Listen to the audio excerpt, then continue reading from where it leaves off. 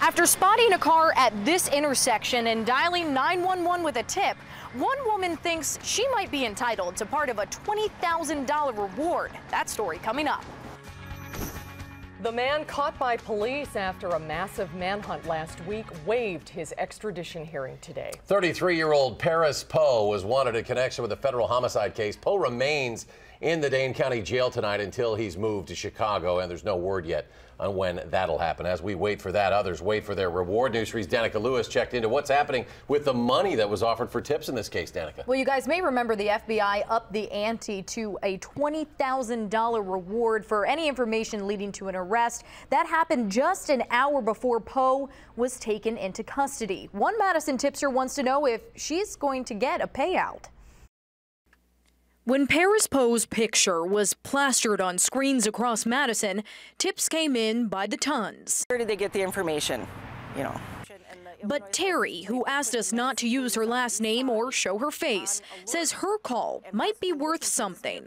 I put two and two together a little bit, and I thought, okay, I saw Illinois' license plate, a male passenger that I thought looked suspicious. Terry thought she saw Poe riding shotgun in a small, light-colored car Wednesday, turning east onto John Nolan. But even more strange than this random run-in was her gut instinct on the whole situation. She says that car made her feel uneasy long before she knew Poe was wanted by the FBI. You don't come up to somebody next to them because his window was right down. I would have been car to car.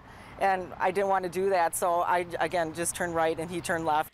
The next day, when authorities were searching for Poe, Terry called in the vehicle description. Poe was in custody 2.5 hours later, and Terry couldn't help but wonder if her call pushed police east after much of the manhunt was spent on Madison's west side. Then Terry heard about the reward. And they said, did you see on the news last night that there was a $20,000 reward for his information to capture him? And I'm like, no. The FBI doesn't know who, if anyone, will get the cash. The agency told Terry they'd look into her call. They should announce that the reward has been given so that no one who possibly called in is thinking that they're eligible for a reward. Now, you're honest, though, with thinking...